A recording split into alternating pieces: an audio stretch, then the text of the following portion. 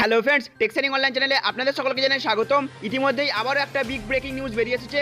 আবারও উঠে এসেছে চিটফান্ড নিয়ে আরও এক চাঞ্চল্যকর আপডেট। কয়েকদিন ধরেই চিটফান্ডের টাকা ফেরতের কোনো আপডেট শোনা যাচ্ছিল না। আজ আবারও একটা বিরাট আপডেট বেরিয়ে এসেছে চিটফান্ডের। তো ফ্রেন্ডস, আপনিও যদি কোনো চিটফান্ড কোম্পানিতে টাকা রেখে থাকেন তাহলে অবশ্যই এই ভিডিওটিকে প্রথম থেকে শেষ পর্যন্ত দেখতে থাকুন।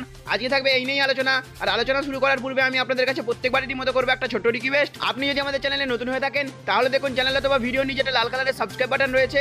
ওই সাবস্ক্রাইব বাটনে ক্লিক করে আমাদের চ্যানেলটিকে সাবস্ক্রাইব করে রাখবেন এবং পাশেই দেখবেন একটা বেল আইকন আছে, সেটাকেও প্রেস করে রাখবেন, যাতে যখনই আমরা এরকম ধরনের লেটেস্ট ট্রেন্ডিং হেল্পফুল ভিডিও নিয়ে আলোচনা করব তখন সর্বপ্রথম নোটিফিকেশনটি আপনাদের কাছে পৌঁছে যাবে। ভিডিওটি শুরু করার আগে আপনাদের কাছে রিকোয়েস্ট করব, আপনারা কোন কোম্পানিতে টাকা রেখেছেন সেই কোম্পানির নাম নিচে কমেন্ট করে জানান। এবং আপনাদের মধ্যে কেউ যদি এখনো পর্যন্ত কোনো চিটফান্ড কোম্পানি থেকে টাকা ফেরত পেয়ে থাকেন তাহলে সেই কোম্পানির নামও নিচে কমেন্ট করে আমাদের জানাবেন। তো ফ্রেন্ডস, দেখুন এখানে বলছে 1.5 কোটির লেনদেন। সারদা মামলায় চার্জশিটে নাম প্রাক্তন কেন্দ্রীয় অর্থমন্ত্রীর স্ত্রীর। চিটফান্ড কেলেঙ্কারিতে সারদা যোগের কারণে প্রাক্তন অর্থমন্ত্রী পি চিদম্বরমের স্ত্রী নলিনী চিদম্বরমের বিরুদ্ধে চার্জশিট পেশ হলো সিবিআই আদালতে। শুক্রবার সিবিআই এর বিশেষ আদালতে চার্জশিট পেশ করে সিবিআই। এই চার্জশিটে পি চিদম্বরের স্ত্রীর বিরুদ্ধে সারদার টাকা আত্মসাতের অভিযোগ করা হয়েছে। অভিযোগ, তিনি 2010 থেকে 2012 সালে সারদা থেকে 1,40,00,000 টাকা নিয়েছিলেন। সিবিআই তদন্ত উঠে এসেছে বেআইনি অর্থলগ্নি সংস্থা সারদার সঙ্গে আর্থিক লেনদেন ছিল নলিনী চিদম্বরমের। তিনি প্রায় 1.5 কোটি টাকা নিয়েছিলেন সারদার থেকে। সেই কারণেই শুক্রবার উত্তর 24 পরগনার বারাসাত আদালতে তার বিরুদ্ধে চার্জশিট জমা দেয় সিবিআই। এদিকে ইডিও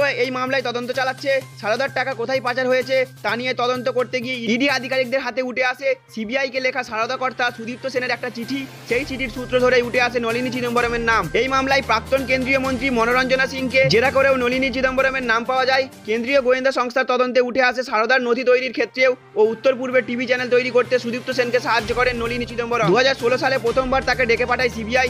তার নাম ছিল সারদার আইনজীবী হিসাবে। ফলে সারদার টাকা কোথায় গেল, কিভাবে খরচ হলো তা জানতেই তাকে তলব করা হয়েছিল।